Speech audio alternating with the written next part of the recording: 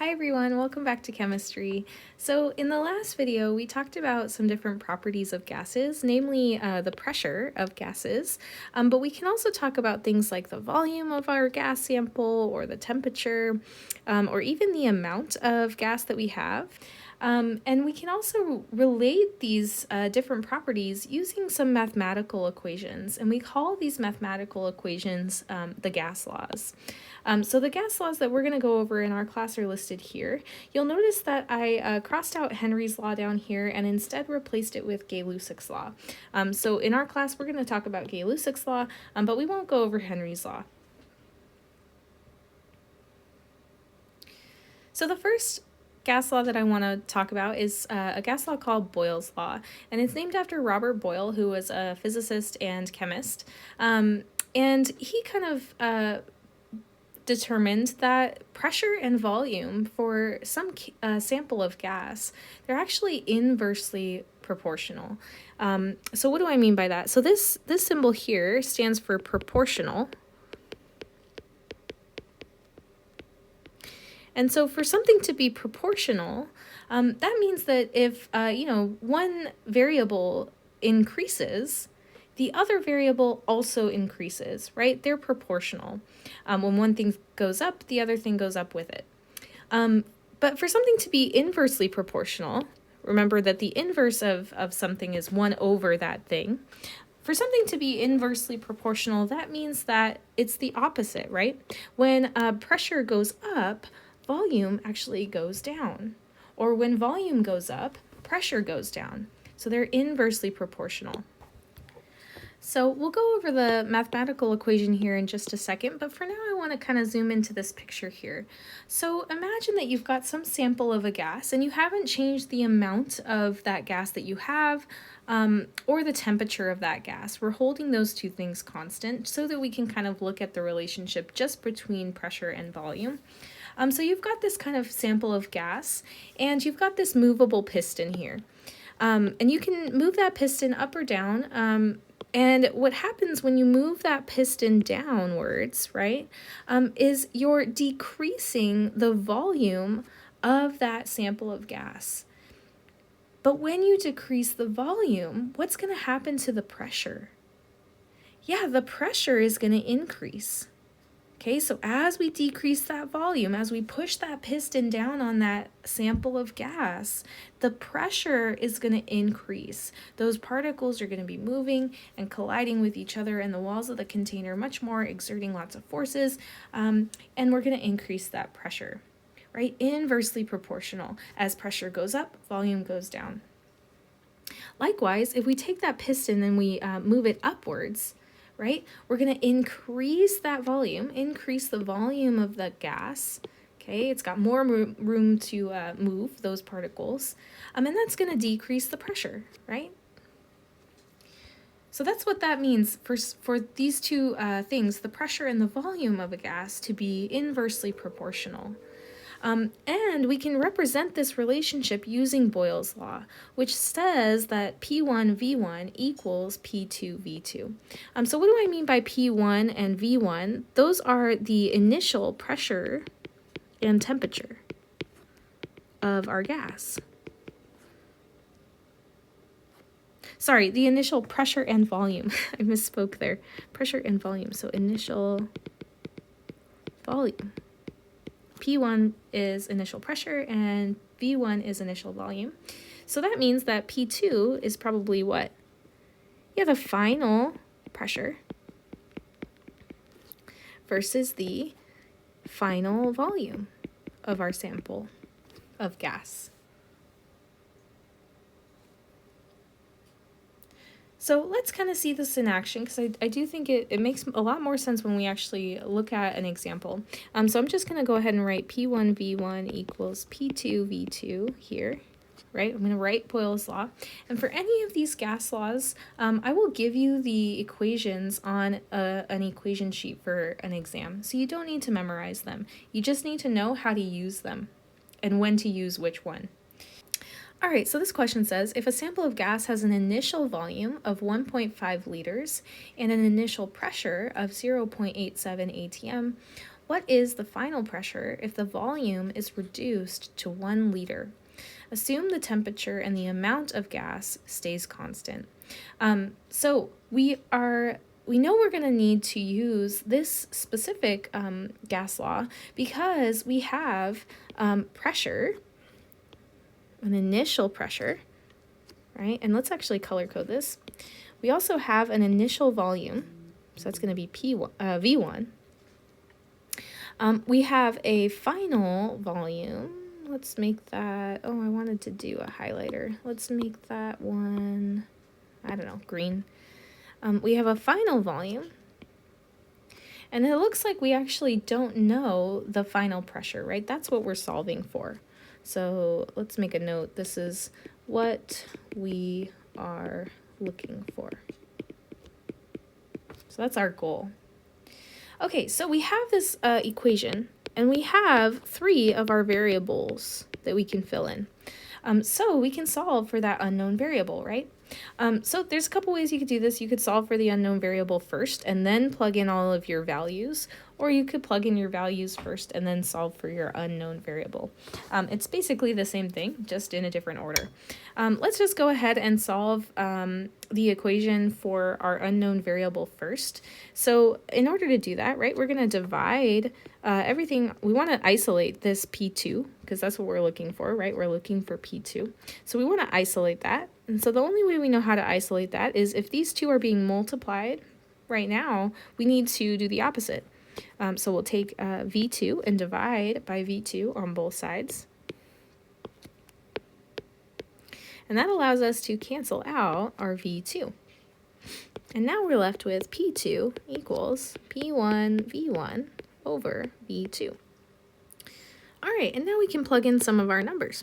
So P2, we've got it alone, which is great. That's what we were solving for. And we can plug in our numbers. So let me color code this a little bit. So it looks like, so our V2 was green, our V1 was blue, and our P1 was yellow. So let's go ahead and solve for our P2. So P1, what is the value we have for that? Yeah, our first pressure is 0.87 atm. Our final volume, our initial volume is 1.5 liters.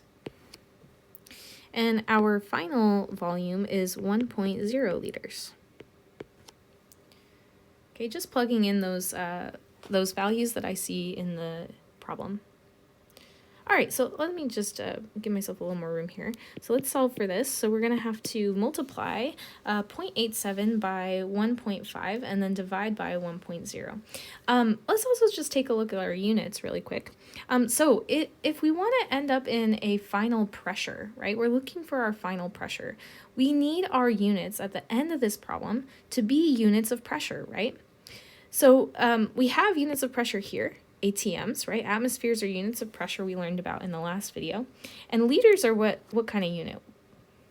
Yeah, liters are units of volume, right? So we don't want units of volume at the end. We should just have units of pressure. And actually we do, right? Because if we have liters in the numerator and liters in the denominator, those are going to cancel out. And we're going to be left with just atmospheres, or our unit of pressure. Okay, so let's get a number out of this. So it looks like I've got 1.3 ATMs.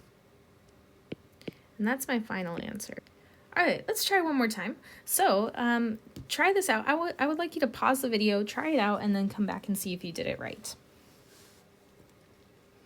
Now, you might be noticing, as you're going through this problem, that we've got some different units of pressure here, right? I've got my initial pressure in units of ATM and my final pressure in units of millimeters mercury. So we actually need to convert that first. Luckily, we know the equality between those two units, so we can convert.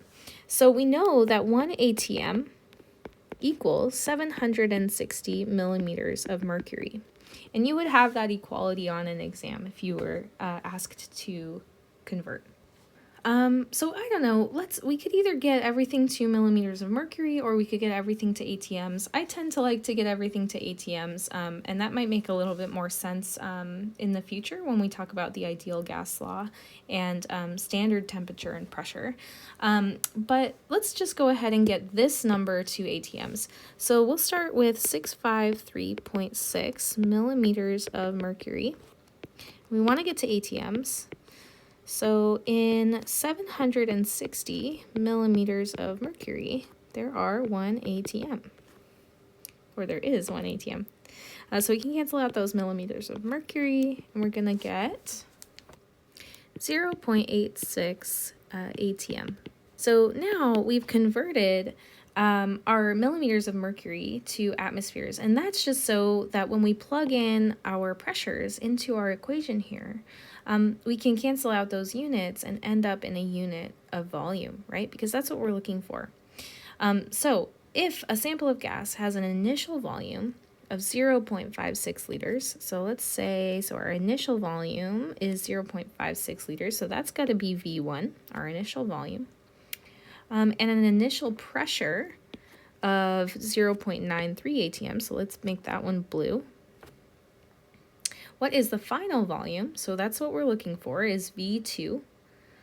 If the pressure decreases to 653.6 millimeters of mercury, which we also found was, and let me convert.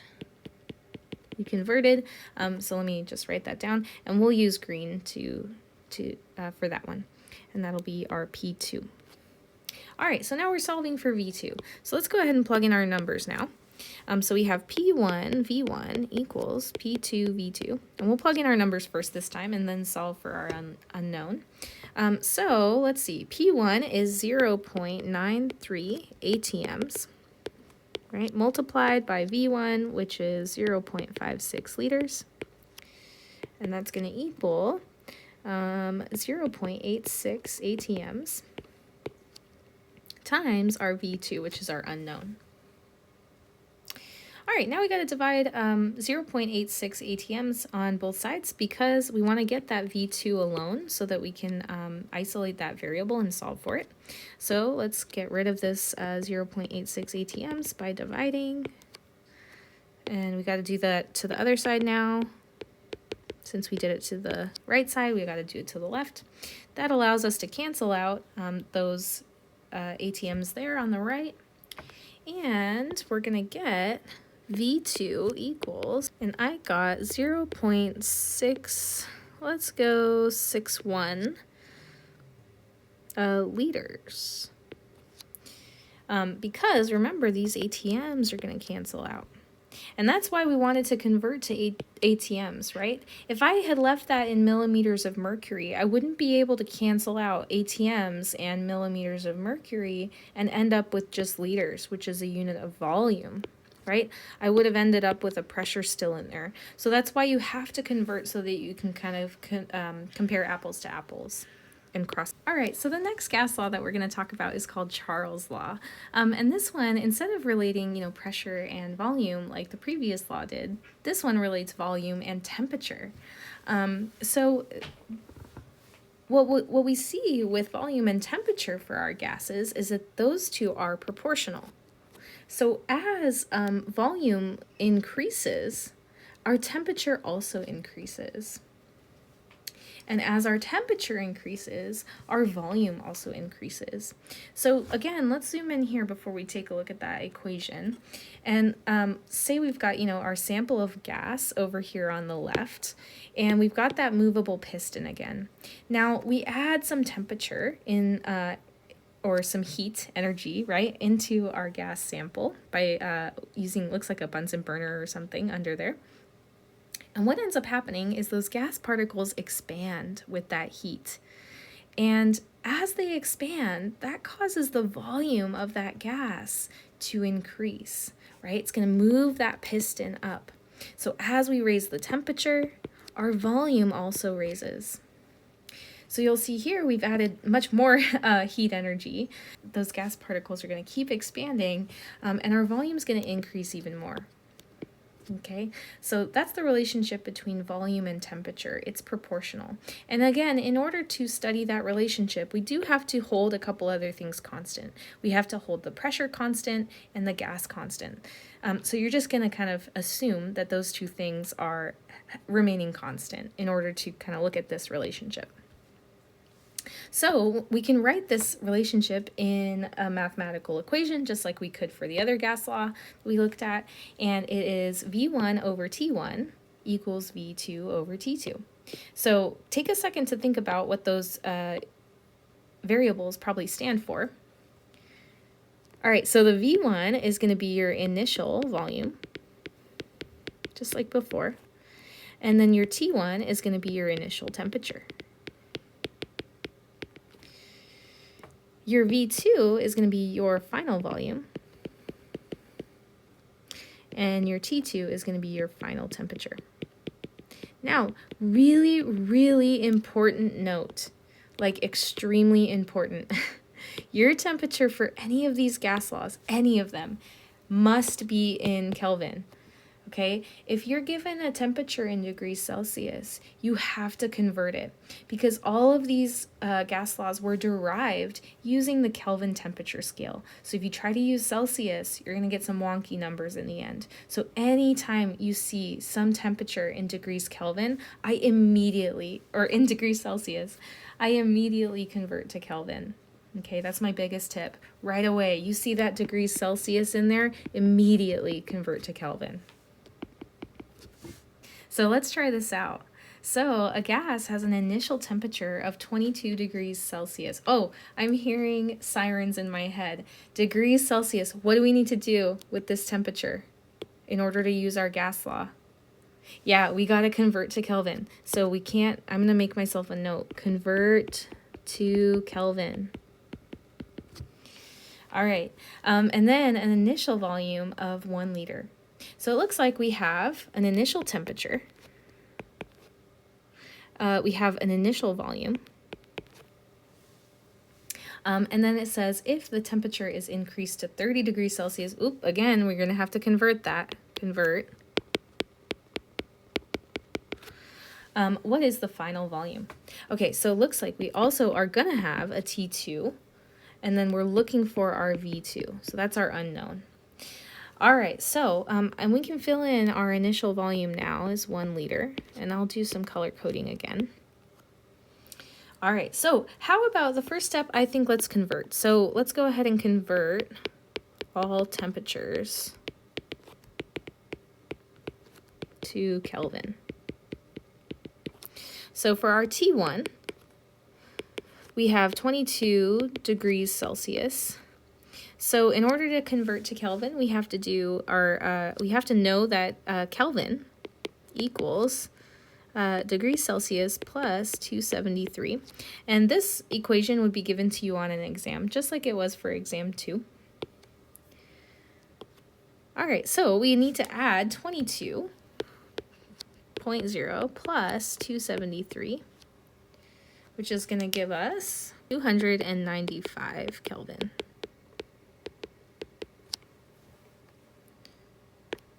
Okay, so that was all for T1, figuring out what T1 was in Kelvin. So let's go ahead and write that in, and I'm going to erase this here just to clean this up a little bit. And I'm going to write that here, 295 Kelvin.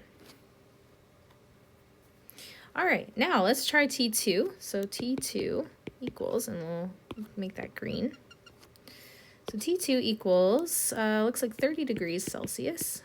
We want to get that to Kelvin. So Kelvin equals 30 plus 273, which is going to give us 303 Kelvin. So that's our temperature for our final temperature, right, T2.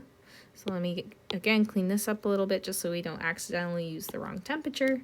We're going to add, 303 Kelvin. Okay, all of that just to get into the correct units so that we can use our Charles law. So let's go ahead and go up here and let's copy down our Charles law. So we V1 over T1 equals V2 over T2. V1 over T1 equals V2 over T2. Okay, so now we know 3 of our variables and we can solve for our unknown variable. So let's go ahead and do that, and let's scoot, maybe we'll scoot over here a little bit. So step 2, we've got V1 over T1 equals V2 over T2. We'll do our color coding.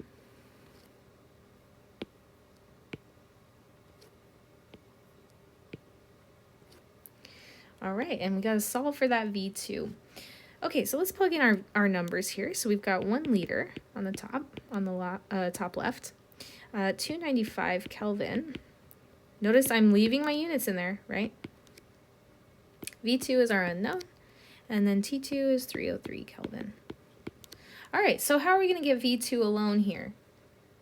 We'll give ourselves even more room here. Yeah, we got to multiply 303 Kelvin by both sides. So we're going to do that, 303 Kelvin. Whatever we do to the right, we have to do to the left. So now we can cancel out those, and we have V2 alone. So V2 equals, and I'll make a whole multiplication sign there. All right, so V2 equals 303 Kelvin times 1 liter divided by 295 Kelvin. Well, Kelvin divided by Kelvin, right? Those units are going to cancel out, right? So we're going to be left with liters, which is great because we want to end up in our unit of volume, right? We're looking for our final volume. Okay, so 303 divided by 295 is going to give us 1.03 liters. Now, if you were paying attention to sig figs, you'd probably want to round this to 2 sig figs. I didn't round it to 2 sig figs right here because I didn't want to confuse you that our initial volume is pretty much looks the same as our final volume. It did go up a little bit, right? But if I asked you for sig figs, you would round that to 2 sig figs. All right, really quickly, I wanted to talk about Gay-Lussac's law, which is another law that relates a couple different properties for gases, in this case, pressure and temperature, holding the volume and the number of moles constant. Oops, and I forgot to write that. Holding the volume and amount of gas constant.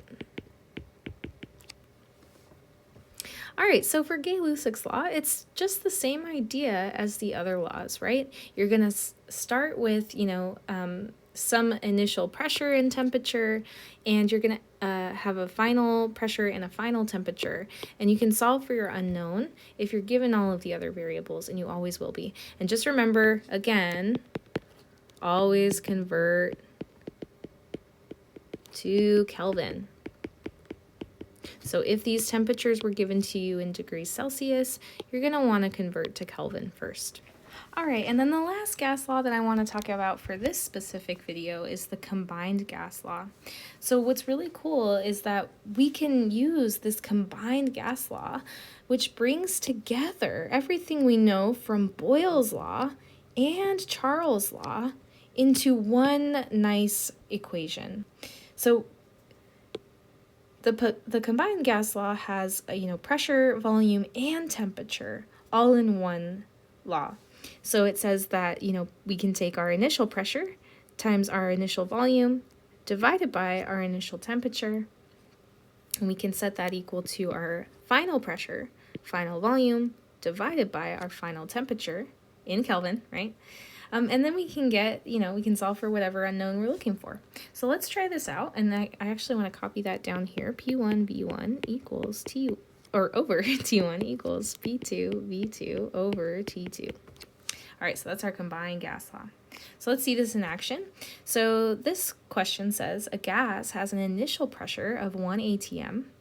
So let's go ahead and start color coding. So 1 atm is our initial pressure. So what variable is that one going to be up there? Yeah, P1, initial pressure, right? Our first pressure. It also has an initial volume of 0.50 liters. Whoops, 0.50 liters. So where is that going to go? Which variable? Yeah, V1, right? Our initial volume. Okay, and then an initial temperature of 298 Kelvin. Oh, awesome. We don't have to convert to Kelvin first, so that's great. We're already in Kelvin, so we can use our gas law effectively. Wow, I'm running out of colors here. Let's see. Maybe we can use orange. If the pressure is increased to 1.5 atm, so that's going to be my P2, right? We're increasing that pressure. And the volume is increased to 1 liter. What is our final temperature? Phew, okay. So, I tend to like to color code. If that's too much work for you, you don't have to do that, right? Or if it just doesn't help you, don't worry about doing that. Another thing you can do, some people like to make a list, right? They go through this and they say, okay, well, this looks like, my P1, right? And then this looks like my V1. This looks like my T1, right? And they just list which variable each of those things corresponds to, each of those values. So you can do that as well. You can even make a list to the side, right? If I'm looking for all of these variables, right? I have P1, V1, T1, P2, V2, T2, and then you look on that list and you say, what do I not have, right? What am I solving for? Well, it looks like I don't have a final temperature, so I should have values for each of these other things, right? So lots of different ways that you can go about kind of keeping track of what units you have, what values you have already, and what you don't have. But I like to color code, so let's do that. So it looks like we're solving for T2. So we can either solve for T2 now, or we can plug in our values first. Let's actually just go ahead and plug in our values first. So on the left, let me copy this down here. On the left, we've got our P1, so we'll go 1.0 atm, and our V1, which is 0.50 liters, all over our T1, which is 298 Kelvin, and that equals P2, which is 1.5 atm, times V2, which is 1.0 liters, and then all divided by our unknown, which is just T2, so I'll just leave that as T2. All right, so I find the easiest way to do this, when you've got your unknown variable on the bottom of the fraction like that, you can do cross multiplication. So let's do that. So T2, we're going to cross multiply, and we're going to get T2 equals, or T2 times, sorry, 1.0 atm times 0.50 liters. Okay, right, multiplying all of those together, cross multiplying. And then we got to multiply the bottom number over here by the numerators over there. So 298, oops, let me get back to red. 298 Kelvin times 1.5 atm. Oh gosh, can't write today. 1.5 atm times 1 liter. Okay. Now, we still don't have T2 alone, so I'm going to go ahead and divide everything else besides T2 to try to get it alone. But whatever I do to the left, gotta do to the right.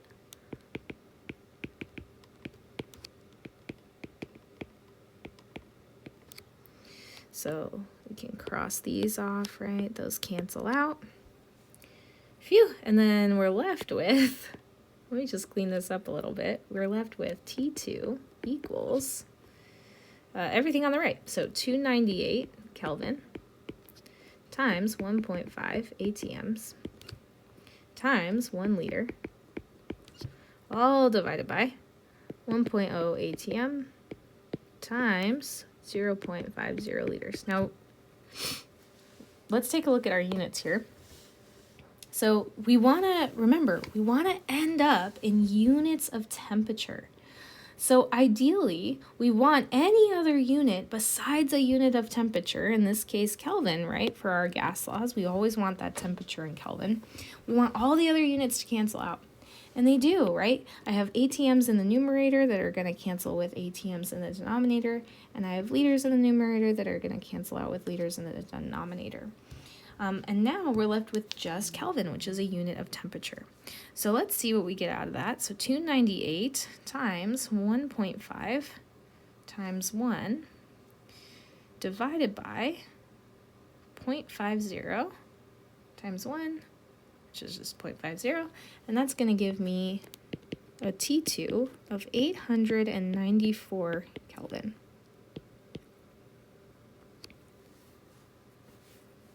If you wanted to round for sig figs, you could probably round that to 890. So 2 sig figs, that would give you 890 Kelvin. I didn't ask for it in this problem, so you wouldn't be expected to round for sig figs, but if I wanted sig figs, you should know how to do it.